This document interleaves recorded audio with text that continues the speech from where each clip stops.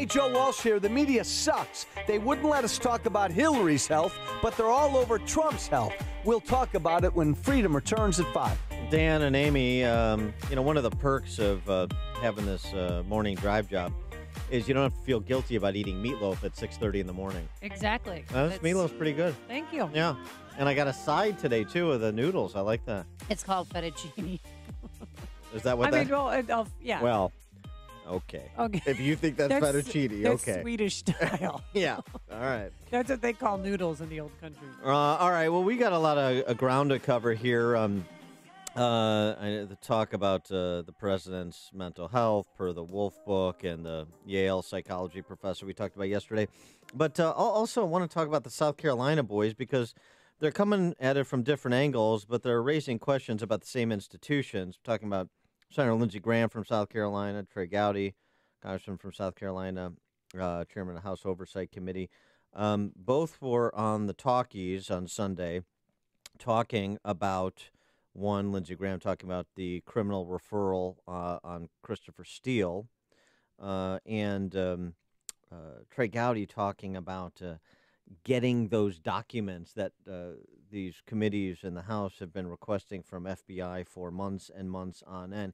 Here's Lindsey Graham, big Mueller fan, often a Trump critic, but he's got some questions about FBI and DOJ.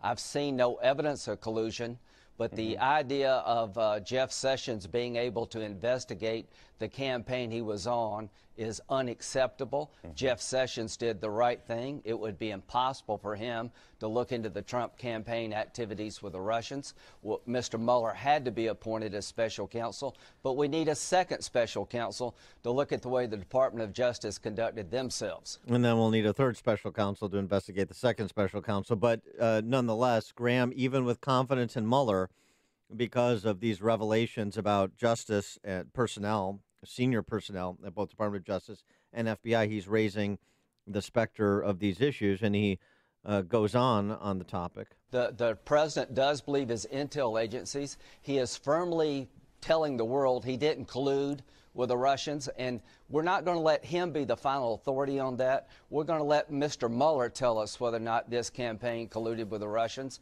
and I will do everything I can to make sure that Mr. Mueller does his job. But there's other things about the Department of Justice in this investigation that bother me greatly, and I think we need a special counsel to look at those things. And one of those things, here we go again, Bruce Orr, we've talked about before, his wife, employed by Fusion GPS, involved in the assembling of information for that Trump dossier. Bruce Orr held two positions at DOJ a month ago, Associate Deputy Attorney General, Director of the Organized Crime Drug Enforcement Task Forces. He's no longer the Director of the Organized Crime Drug Enforcement Task Forces. Wow. And, he the questions of conflicts of interest with senior personnel or political motivations, something also that Trey Gowdy would like to get some answers to. Well, I think there are a couple of things. You mentioned Strzok and Page. That goes to the issue of bias. That's incredibly important because I think your viewers, our fellow citizens, want an FBI that is bias-free and dispassionate. The other issue is, even laying bias aside, did the FBI engage in a process that we can have confidence in? And 2016 was a really unusual year. You had one major presidential candidate under investigation, and you had the campaign of another presidential candidate under investigation. So it's not illegitimate for Congress to ask the FBI and the DOJ, what did you do? Why did you do it? So we can understand the process. That is separate and apart from the bias evidenced by at least two FBI agents. For more on this topic, we're pleased to be joined by our friend Salena Zito. She is a reporter for the Washington Examiner, WashingtonExaminer.com, also a New York Post columnist and CNN contributor. Salena, thanks for joining us. Appreciate it. Oh, thanks so much for having me. So what about the issues that Graham and Gowdy are raising about justice and about FBI and the documents that apparently have been finally received, at least over at Devin Nunes's committee, House Intel, and bank records from Fusion GPS that are being have been turned over finally? Where do you see all of this going with respect to the assessment of the impartiality of justice and FBI with respect to their investigations? Man, that's a good question, and I don't know the answer to that.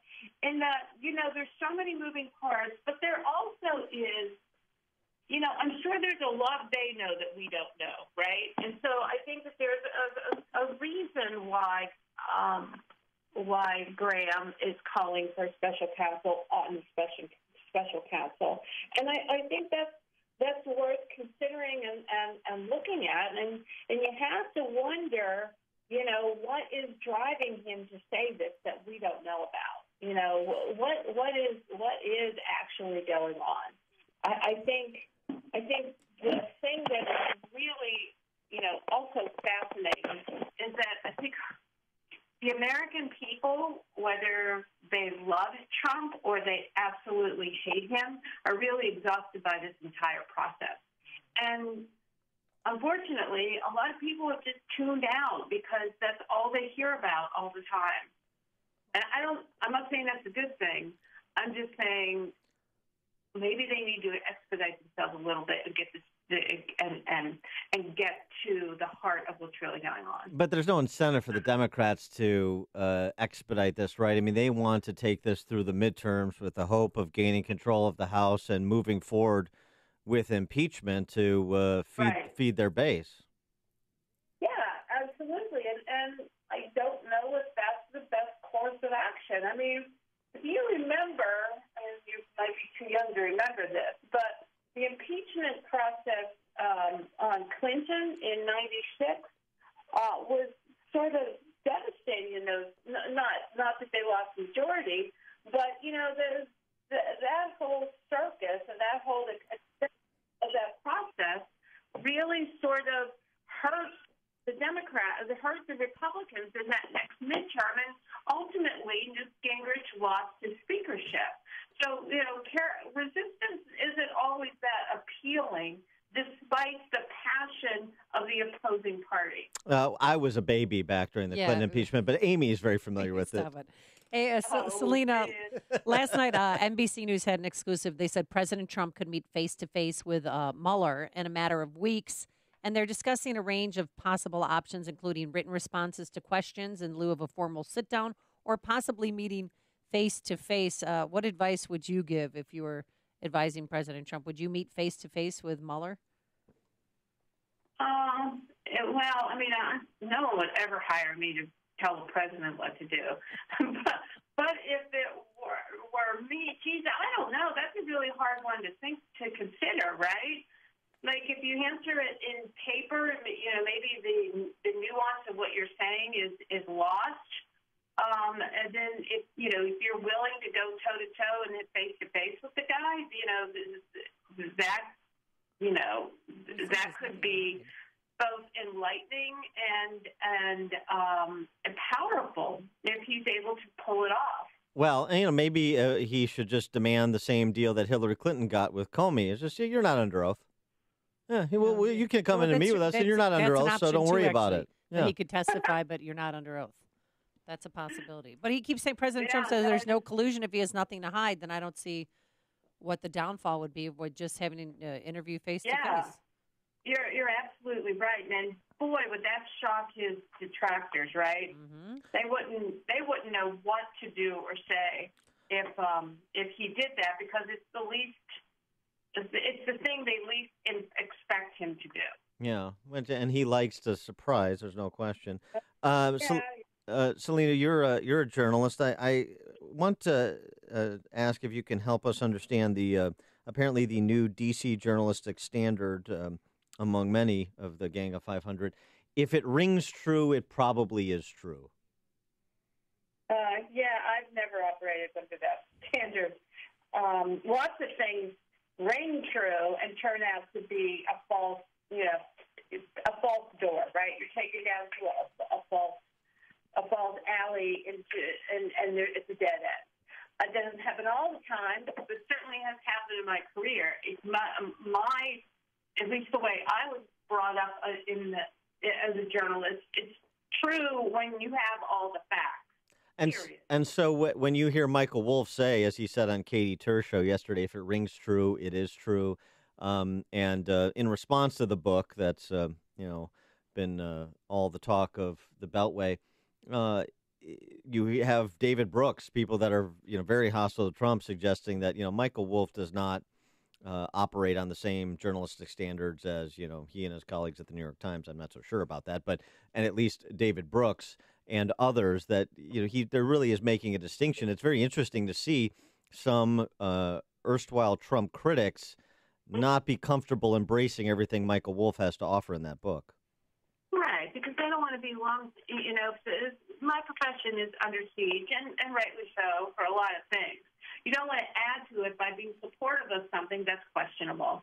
And I think that's what you're seeing with Washington journalists right now. They're looking at this and say, look, not everything is factual. And this is sort of what has people so upset with us. How can we get behind this if what we're trying to say we aren't?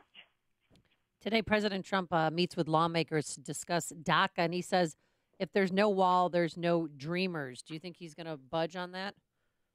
No, I don't think he's going to budge on that. I don't think the wall is sort of what some of his critics have tried to say it is. It's not. I think that it's a bunch of different barriers. Sometimes technological, sometimes bricks and mortar.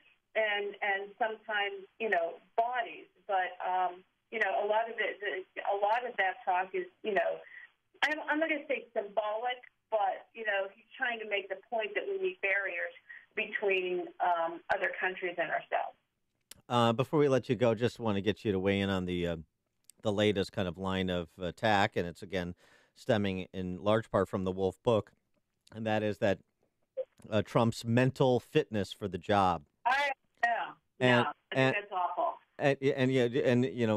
Where you think what you think of those claims and how the president is responding to them, mainly by saying he's a stable genius and then ignoring it. He certainly knows how to make my profession lose its mind, right? Look, I think it's a dangerous thing to do to guess anybody's mental stability. And even if you are a professional, you're doing it from afar, right? And that's a dangerous precedent to make. And it's also, is he different? Yes. Does he not conform and blow up to that presidential norm? Of course. Does he have the temperament to be president? Some people would argue no, but mentally unstable, I think that's a really terrible place to go. I don't care who's president. She is Salena Zito, Washington Examiner reporter, New York Post columnist, and CNN contributor. Salena, thanks as always for joining us. Appreciate it. Thanks for having me. And she joined us on our turnkey.pro answer line. The stories you need to know to start your day. This is Chicago's Morning Answer on AM 560. The Answer. I'm Lou Dodd.